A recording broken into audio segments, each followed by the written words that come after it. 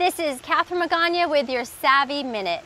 Today I'll give you another easy way tip for you to get savvy about your finances. Today's tip will cover what is the difference between no-load and load mutual funds. A no-load fund is a mutual fund in which shares are sold without a sales charge.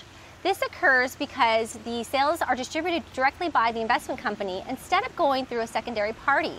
This is the opposite of a load fund, which charges a commission at the time of the fund's purchase, at the time of its sale, or as a level load for as long as the investor holds the fund.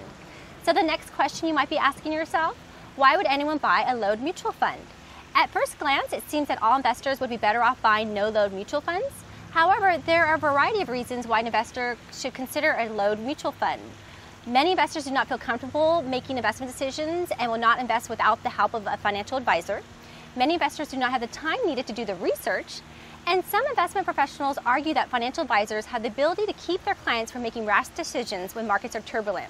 The argument is that no-load mutual fund investors are far more likely to sell their investments at exactly the wrong time.